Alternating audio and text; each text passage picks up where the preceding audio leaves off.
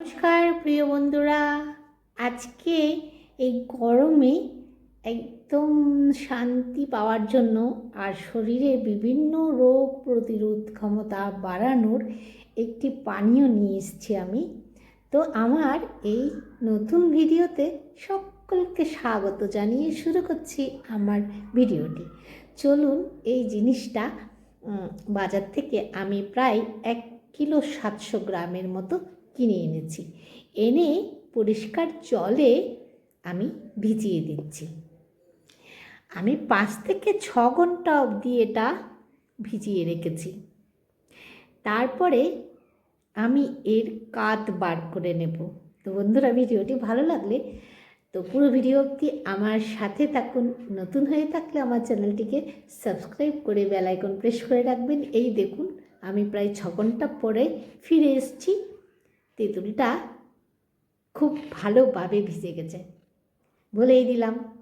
তো প্রতিদিন 5 থেকে 10 গ্রাম অথবা চা চামচে 1 থেকে 2 চামচ পাকা তেঁতুল কিন্তু খাওয়া ভীষণ স্বাস্থ্যকর, তবে এর বেশি খাওয়া উচিত নয়। তেঁতুল পুষ্টিকর ভেষজ গুণসম্পন্ন ফল, যা আমাদের হজম শক্তি বৃদ্ধি, কোষ্ঠকাঠিন্য দূর করে, রক্ত নিয়ন্ত্রণ করে, হৃদরোগের ঝুঁকি কমাতে অত্যন্ত কার্যকরী। এতে থাকা অ্যান্টিঅক্সিডেন্ট ও ভিটামিন সি শরীরের রোগ প্রতিরোধ ক্ষমতা বাড়ায়, ত্বকের উজ্জ্বলতা ধরে রাখে, শরীরের মেদ কমাতে অত্যন্ত কার্যকরী। এটি রক্তে আয়রনের ভারসাম্য বজায় রাখে।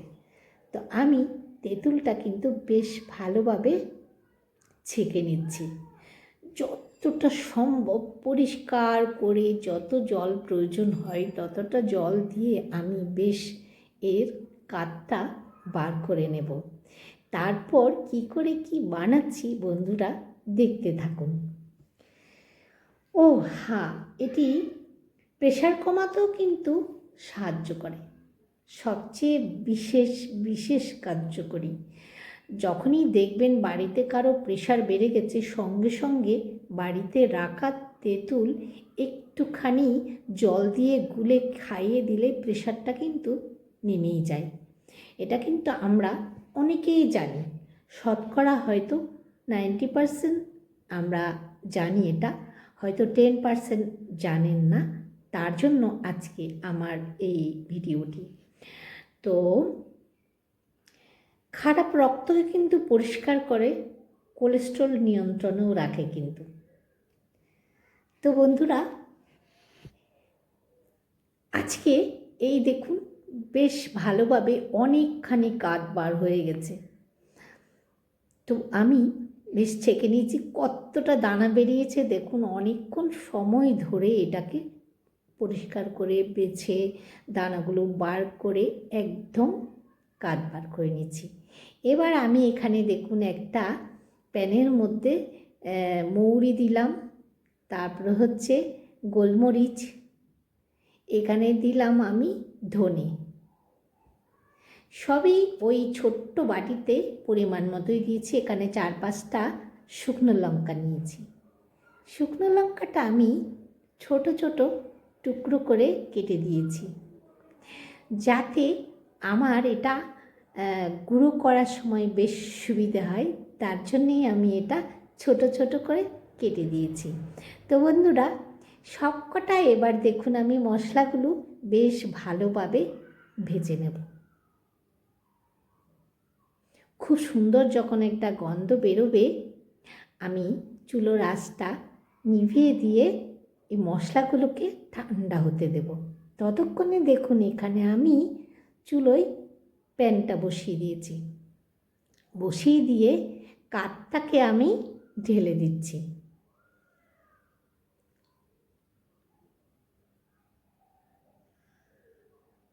কাঠটা ঢেলে দিয়ে বেশ আমি ফুটিয়ে নেব, খুব ভালোভাবে ফুটতে দেব।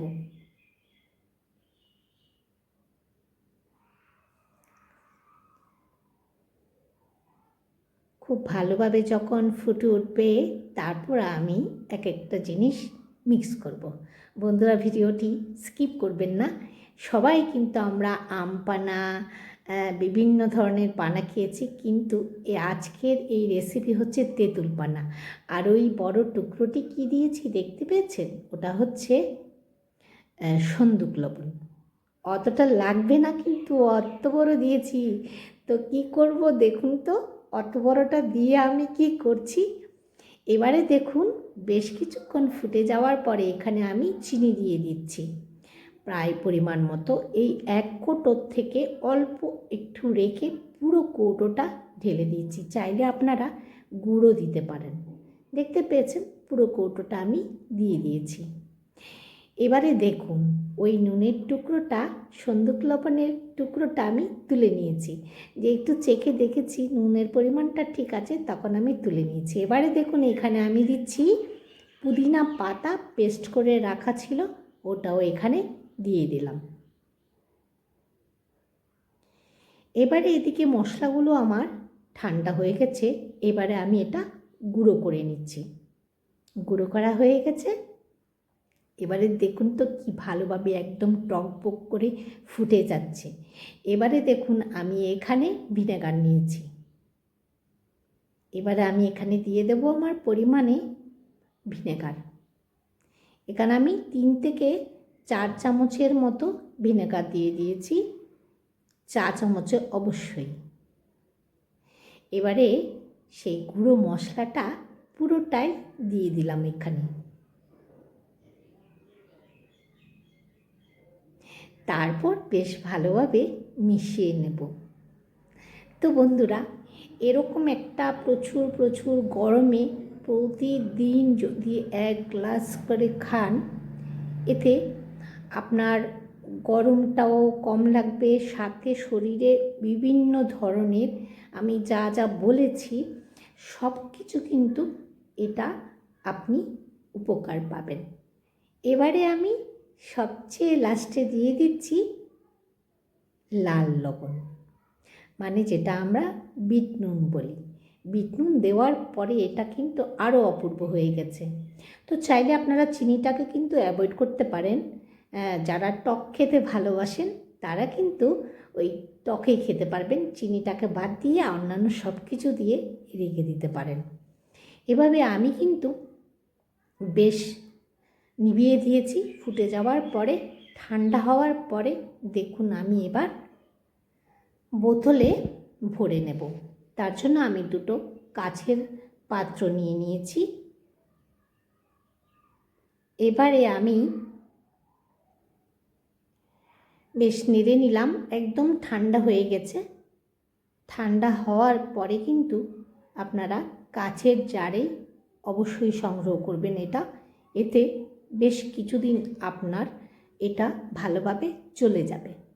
তো এটা খুব বেশি টক হয়নি, খুব বেশি মিষ্টি হয়নি, জলের সাথে মিক্স করে খেতে কিন্তু দারুণ লাগছিল।